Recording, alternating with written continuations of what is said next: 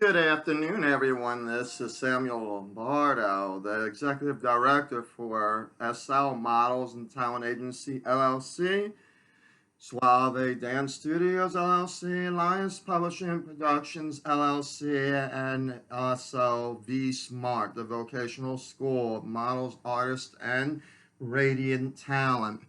And um, this video is going to address the question that have been brought to my email because I knew that depending on Facebook and sharing on Instagram and sending it out to email blasts um, as well as those who may be catching it on YouTube, there would be questions arising from this. And the first question out of curiosity was, am I a very tough negotiator? And the answer to that question really is, it depends what side of the fence you're on. If you're on the fence where you're trying to dictate your own agenda, I could very well be a very tough negotiator because I would want to know the ins and the outs directly, straightforward with everything about what the company is doing, why it would need to be particularly that way. It's not about, when I do agreements with companies, it's not about the benefit of one individual company. It is supposed to be a mutual binding agreement, and that everyone basically knew the terms of that agreement before walking into the agreement. If there was confusion even in the talks and negotiations, then the agreement shouldn't have been set up yet. So I'm the type of person where I need to know every specific detail, because if that contract involves illegal business, 9 times out of 10, unfortunately, I'm going to be a really bad negotiator because I don't really want to associate myself with illegal business. Now, if you're upfront and honest, that's one thing, and that there are agreements with your artists of how you run what you're doing there. But I have seen all kinds of stipulations in agreements where, and here are 3 things that you need to focus on if you ever read agreements when it comes to collaboration. And they stand out very well, but you could also miss them if you don't know what you're reading. One is the compete agreement when it comes to confidentiality, because the confidentiality agreement is supposed to be specifically about making sure that everyone involved is being fair about sharing information and what information to share. So in other words, you would have to be very specific in your agreement, like, this collaboration is about blah, blah, blah, blah, blah, or point 1, point 2, point 3, point 4, point 5, and then illustrate how it's going to be mutually beneficial to both parties of the contract. Okay? Because if it looks like a dictator rule, there's a problem. So they don't have that. That's an extreme red flag. The other red flag is these ridiculous mile radiuses. Typically, like if you're serving for an executive director or for some other major company, even like say Walmart, Amazon, it basically states in there something like 50-mile radius, 70-mile radius. I might see sometimes, so that's stretching it, 100-mile radius, but then obviously Amazons wouldn't be building all kinds of warehouses because they would be afraid of breaking a confidentiality agreement over stupidity. So you actually have to be careful what you're actually putting in your own contracts. So that's another issue.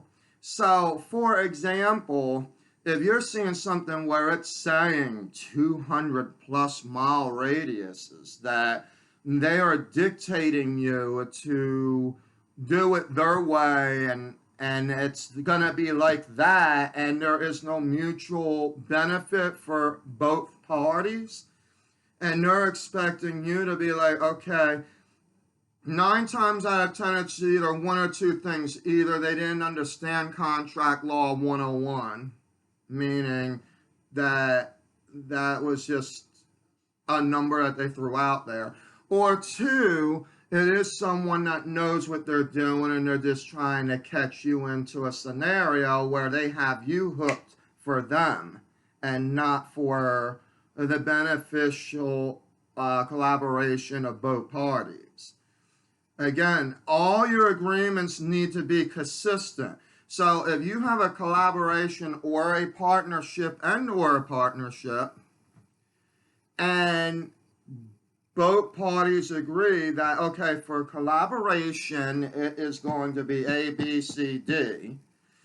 And our partnership basically states that we honor the stipulation of the rules of SL Models and Talent Agency LLC. Because understand this, when there's a company out there that wants to collab with you, then what you need to be reading is what is the benefit for you, not for them. If it's going to be for them, then there's no real reason to collaborate because they have everything. You understand what I'm getting at? Like, the point of collaboration or the point of a partnership with a company is to expand where they are not able to. So you need to figure out where you're not able to expand. So if you, let's say, again, using the same example from last night, if you use All Stars International for, say, educational and training purposes, and the person wants to be an agent to work to see what they can bring to the table, but they don't want to do the booking, it isn't the SL Models and Talent Agencies problem that, I mean, and I'm just speaking in reality here. The real term is that you have to do a SWOT analysis, and that is, here's your threats, here's your opportunities, this is going to be your strengths and weaknesses. And what you do is you try to work your strengths and your opportunities with your threats and weaknesses. So therefore, if you're not able to book and you want to partner with a booking agency or a national booking agency, then 9 times out of 10, you are willing to let the national booking agency head its division, because that is where you are lacking. That's your weakness. Okay, we're just using that as an example for All Stars International. So if that was the case, then the partnership would basically be that you would be accepting the 10%, but not from the agency. You would be accepting that from actually the artist, because you are considered an agent to them. In other words, you had connections to national agencies that now can bring them out and even expand them even further. Like, if I want to expand them even further and go international, then I would be doing the same thing. I would be collaborating with, say, Ford Models, IMG Models, or this and that and the other thing. And what would happen is I would be the agent for the artist and or model, and then they become the agency for the work that they are doing out there internationally. That is the legal way of doing it. I mean, it's no more simpler. I cannot put it any more simpler. So for those of you that are wondering how to start a booking agency, the first thing you need to figure out is, what is a booking agency? What is it? A booking agency, it runs almost like an employment agency. Let's take, for example, Amazon hires Integrity, right, to do their hiring. And they charge a fee or whatever the case may be per employee, and then they get a cut of the paycheck or whatever if they're still staying with them. So some portion of the idea I would presume, but there are fees to Amazon that they are paying for this service. Like Integrity ain't just sitting there playing around with numbers and hiring people just out of the blue. They are getting paid to do it. And there are several ways that they can do it. And there are other charges that they also have to be charged for. Like, for example, the application process. If it's an online process, who does the online database? Who makes sure that there's no security breaches? That there's strengths within the security walls of the internet so that personal information can stay intact, so on and so forth. So they're paying for, I'm just naming a few of these things, and then Amazon is paying a good, healthy fee per employee that would actually get hired with the Integrity thing. Well, that would be the same way with a booking agency. That an artist and a model knows how to be ready for signing with an actual booking agency. So if you are actually doing things like workshops, seminars, programming, things like that within your agency, then you have to make sure that there is some kind of a division for that, number one. That's the least I could tell you. And how is that going to factor what it is that the artists are going to want from you? Because you're going to assume that if you're helping them, and it's an automatic assumption. I'm not telling you anything more than what the average person would think, okay? Like when I go to college, I'm expecting, unless I drop out, I'm expecting to receive a diploma, correct? If you're going to get a certificate and you graduate, you're expecting that certificate. Whatever grade you get or whatever happens while you're at the program, that is all totally up to you and how you're going to confine yourself in the program, but the program is set in stone. Colleges know what they're doing, okay? Well, if you have an agency that is saying, oh, I can get you booked, right then and there, that right then and there is breaking the first rule with the Consumer Affairs regulated business of any state, as well as the Council of Better Business Bureaus. Why? Because you're implying, just like the school implies, but they have to do it because they are implying it. They're saying if you graduate, you're going to receive a diploma. There's no guarantee that you'll get straight A's. Nobody's guaranteeing that. If you do good, you do excellent, then you graduate with distinction, high honor. So however you want to make the program benefit for yourself, and whatever type of studying that you do is going to be your prerogative. But the reality is everybody is expecting the same thing. The college says when you graduate and your tuition is paid in full, you're going to receive your diploma. And this is where your diploma is. So you're not going to study music and get a fine arts degree. You're not going to go and study arts administration and end up with a film degree. You're going to get the degree that you studied for. So if I'm an agency and I'm sitting there like, okay, so I got all this education programs. If I have more than 5 things that I can basically relate to that are within schooling, then I pretty much need to substitute something and re-engage.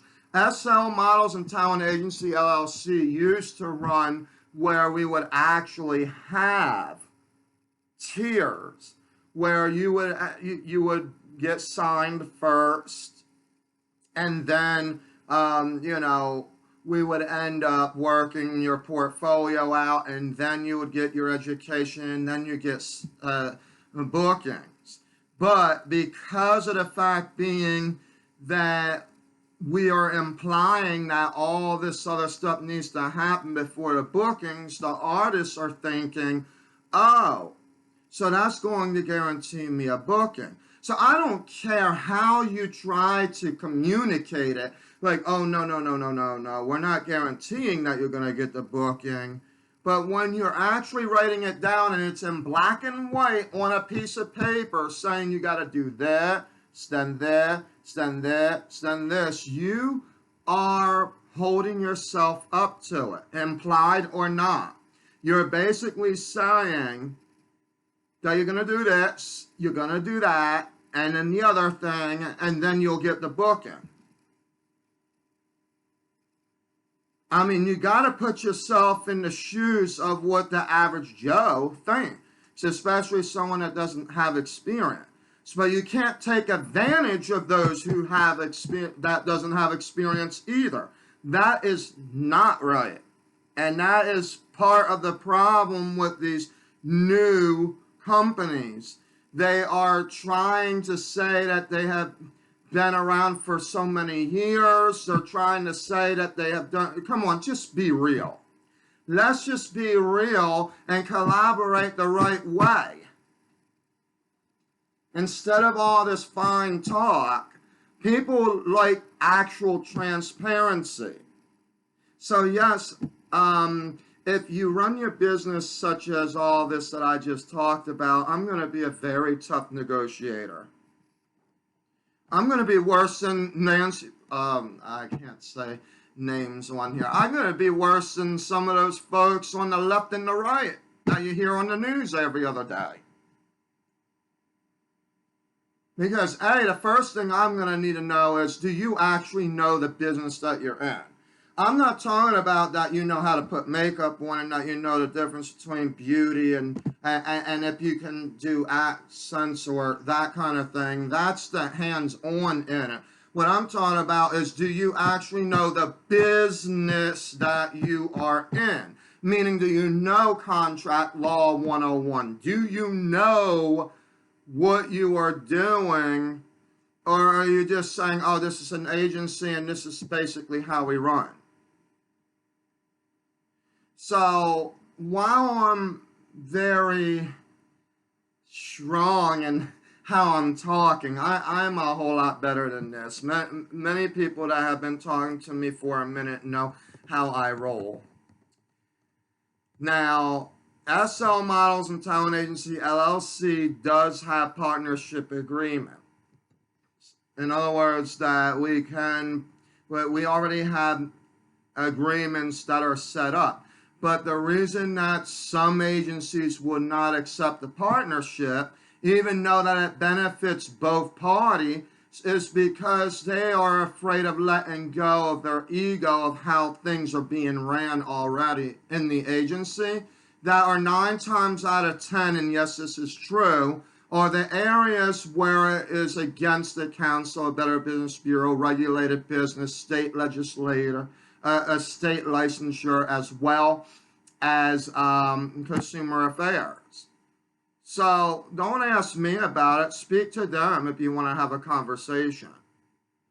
I'm just letting you know the truth behind it when it comes to the legalities.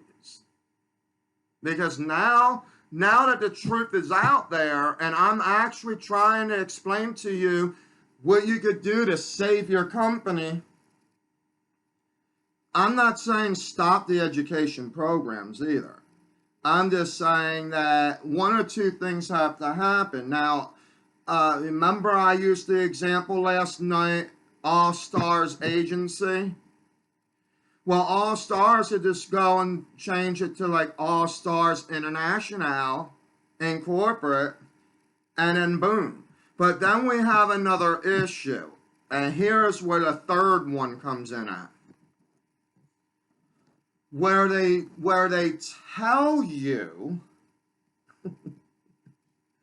that they would love to collaborate, and then you find out that the actual team is really the people that are on the collaboration table. What do I mean by that? So let's say Tom, Sally, and Sue are with SL Models and Talent Agency LLC, right? And one is in charge of technicalities, the other one's in charge of, social media, and the other one's in charge of, and it's okay because that's actually, we do have staff members that are actually in the process of becoming models as well. So I'm not saying that there's anything wrong with that. What I'm saying is that you're setting up a collaboration before the collaboration happens, and then next thing you know, you find out that the team is those who you actually collaborated with, and now it turns out to be something totally different than what was imposed. So, for example, I'm going to act like what All Stars International was, okay? I want you to see where I'm trying to get at here. So let's use All Stars International now, okay? So they have education programs, all that. And so Sally is the social media expert. There's a marketing director, that would be Tom Hills. And then we got Sue Robinson, who is in charge of, the technical portions, and I'm the executive director, okay? Well,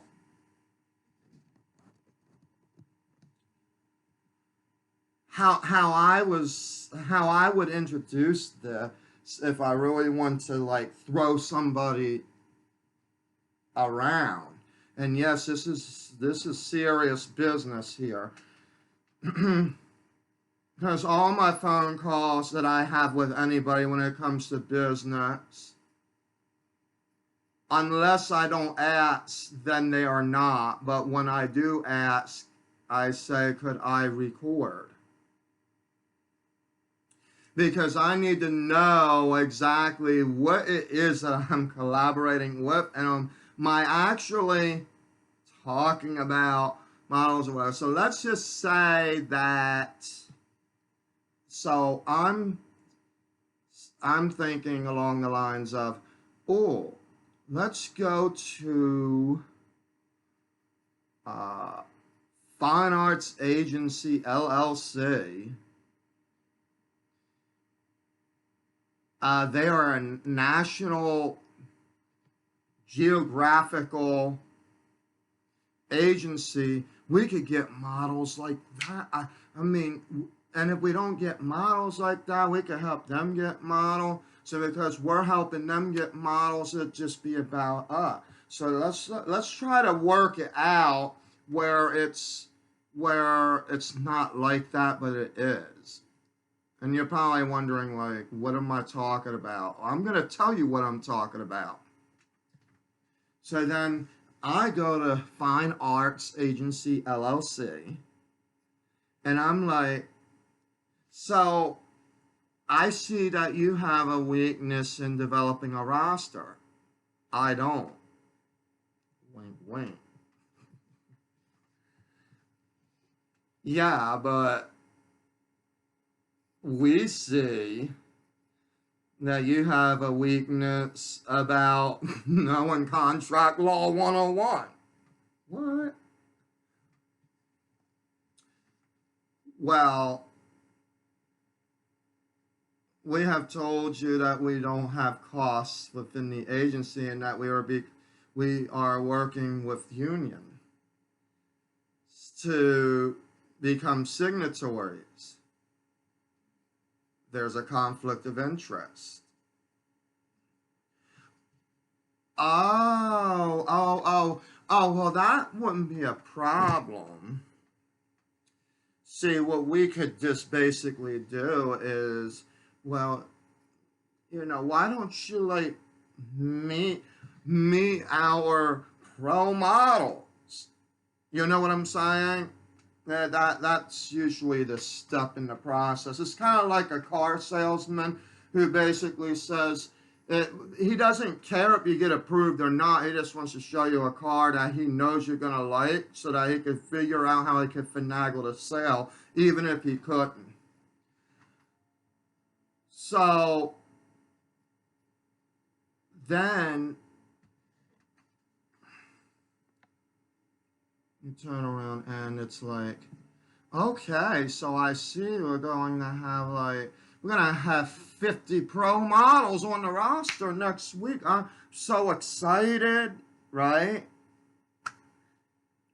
And then you go and you look at the paperwork that is inclusive after just stating what Fine Arts Agency LLC said. We're just going to go and send them this. This is the stipulation. Here you go.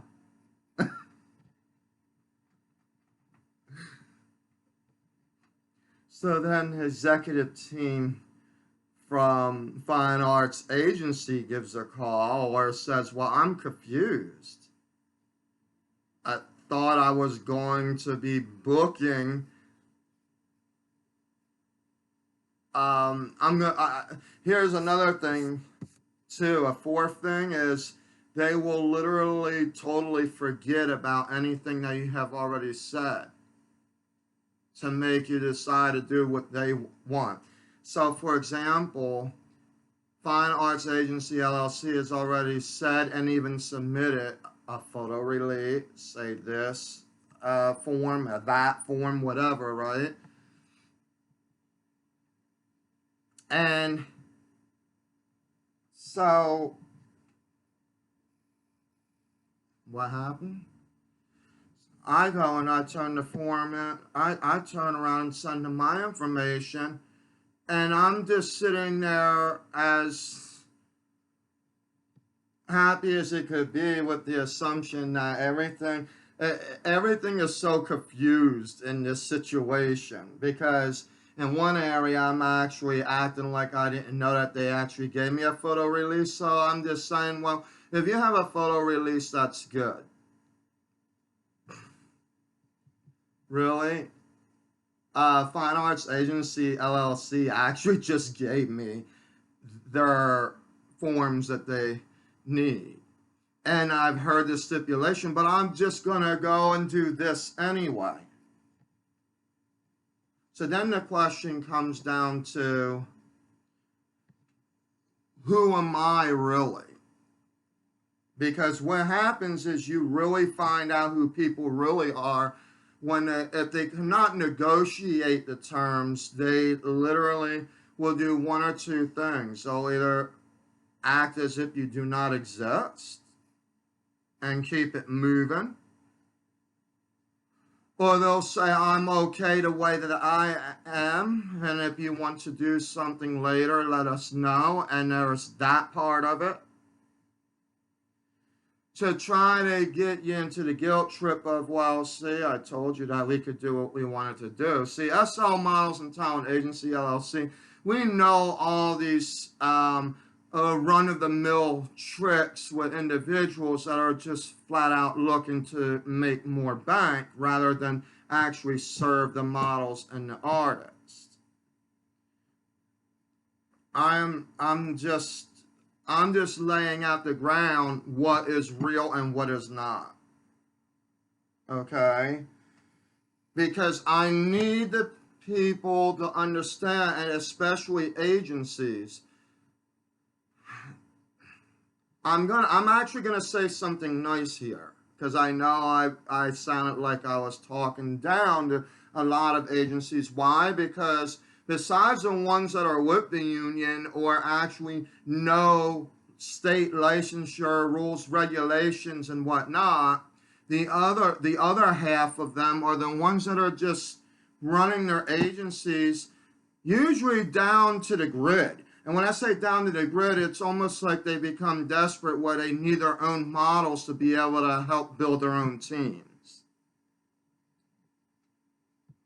And then it gets to the point that what happens if they get, like for example, SL Models and Talent Agency LLC, there was one place in New York. I actually had denied a collaboration with them just simply because what happened was within the first 2 weeks, because you have typically you have 30 days for an agreement. If someone tries to say anything less than that, then they don't know their contract law at all. But you get 30 days to reside the agreement, or to write in to write in person or whatnot to that particular collaboration about what it is, because a lot of times you may just be confused for no reason. But when I'm confused because even if they were to try to say that I am confused for no reason, and even though I know what they're trying to say, that's not what the contract actually says. So you can act nice for 30 days and then turn around and backtrack all that. And then, later on try to weasel your way into, well, didn't you sign this? Well, yeah, but the way that you were at, that's why I record everything when it comes to business talks and all that, because I just cannot stand liars and deniers and etc. It's just not who I am. So what I usually suggest is if your brand, meaning your business, now I'm not talking about building model brands or whatever, but what I'm saying is your brand, your trademark, your actual business, okay? If your business in the entertainment industry is that you are training and coaching models to become better, is there anything wrong with you actually being their agent? No. But you need to be able to make your company, you cannot, and here's another thing that is inconsistent. You cannot turn around and say something like All Stars Agency in one line, and then in the next line you're going to try to say, oh, it's All Stars International Agency Incorporate, then All Stars International LLC down here in another agreement. So now I'm like the executive director of All Stars Agency and All Stars International. No, they are both two different things, because when you're saying something like All Stars International, what you're basically saying, that's not actually considered an agency. It is considered really collaboration within agencies, for which you have agents within there who are able to build and to coach, and then you send them out there to actual good running agencies, and the agencies have their names right in it, like Billy Foss Agency or something like that, or like SL Models and Talent Agency. Like, I'm not SL Models and Talent International. If I was, I could go ahead and coach and collaborate and do everything till I'm blue in the face. And believe me, I could get them.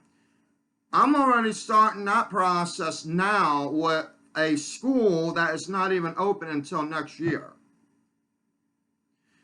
So if you did open your brand, your business, and it's something that is not the word agency in it, and you are providing these services, then A, you are smart, but where you are dumb, and I know I sound like, I really sound upfront, and I'm sorry about that, but what I'm trying to get at is where you lack the information is that you are not an agency. You are a collab for agencies where you coach and you educate, train, and you build up brands. That is the implication of what I see when I see these different businesses.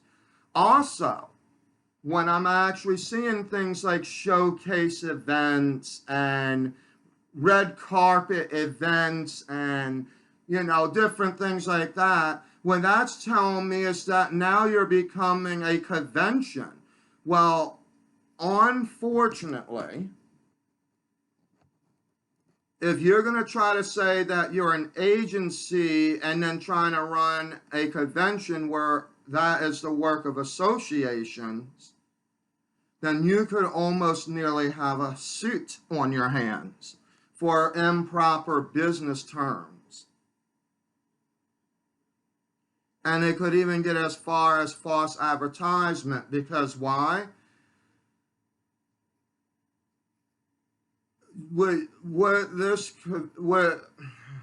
it even goes with conventions, but what this quote-unquote agency would be saying is you're going to come to the convention, and through the basis of the convention, you're going to be seen and you're going to do this, this, this, and this.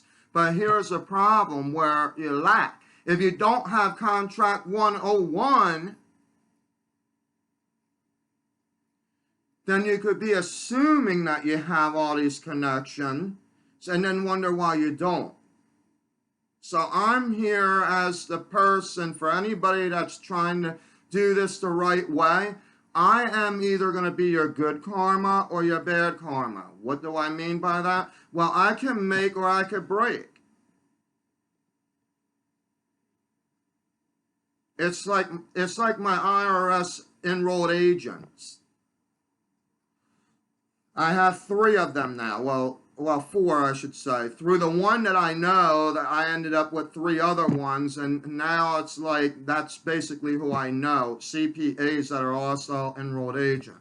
It's not, but long story short, they are giving me the guidance of what tax law is and what I could do as a business to do this, this, this, or that. It's pertaining to whatever is happening under the statutes, federally and locally, as well as state. So that's basically what I'm doing for you. And when I say you, I'm meaning it generally.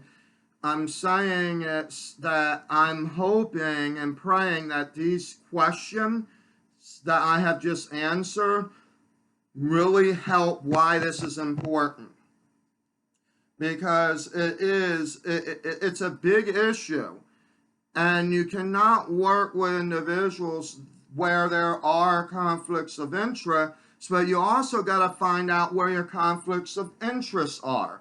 Are they because of the lack of contract law 101, and you just simply have to change up how you're doing business?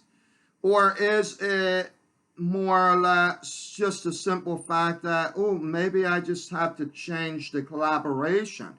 And it could be just as simple as that. Because if you're already doing business where you know you're the agent, see, there are some agencies that I'm willing to actually collaborate. Why? Because they know that they are the agent to the artists once they are bringing their pro models to SLMTA. But where it gets sticky is when there's these stipulations. And what I mean by that is the competition and where to speak, and that if I'm going to say I'm going to bring models to showcase entertainment today, and then they're like, well, you have just lost your models. By rights of that contract, I would have lost my models. Why? Because I'm basically providing to them. Now, this is what the contract says. It may not be what it means, but you got to make your contract what it means. So if it doesn't look like what it means, what you really meant it to be, then you have to get rid of the garbage in there and rewrite it. And that's where Contract Law 101 comes in at. I can assist you, but I cannot do it under free charges. This kind of work takes time because you're talking about writing an actual agreement and training on this. This is not fake.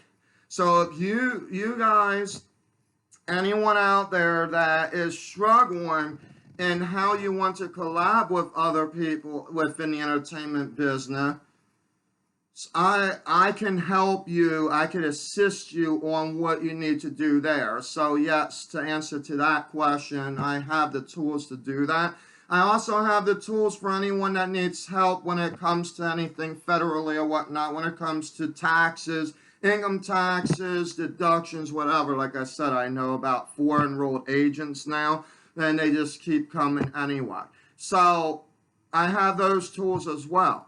They're nothing to do with SL Models and Talent Agency LLC. They're just an additional tool that I'm able to do for people that want to do things right.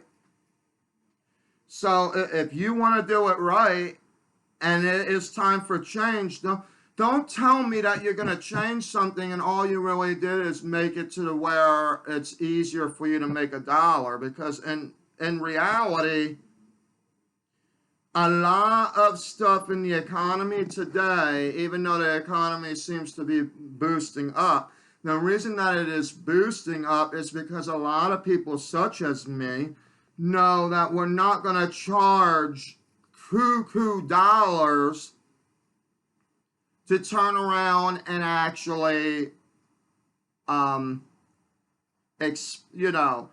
try to expand our pocketbooks. In other words, like my class, my production class, it was originally $1,500. I slashed that at 50%. Not because it's just online. It could be in face-to-face too. It's because of the economics of it. You need to be able to provide financial stability while at the same time the entertainment industry is able to still recover its loss. I always come with the terms of what would be better, to have memberships that are $25 a person per month, or is it $100 per person per month? Well, some argue with me it depends how good of a negotiator you are. You can get them to pay $100. Really? Well, let me ask you a question. Since you've been in business for 50 years, how many people have actually signed up for $100 memberships versus where I can actually go to some other guilds or whatnot and they're charging $25 per person per month? I can almost guarantee you the $25 per person per month will win over. And you still have the same benefits. Why? Because more people are going to go after and try to see what is available to them. And some folks just do it because they really love the industry, but they also love the fine arts, performing arts within the industry as well. So they're willing to do it out of the charity of their heart. So will there be people that could pay $100? Sure. I'm not saying that people wouldn't pay $100 per month, but if you really figure out your math, yeah, it may take 4 people to get one membership qualification of $100 if you did it $25. But guess what? Is it about how rich you are again, or is it about the quality of people that you're bringing into the industry?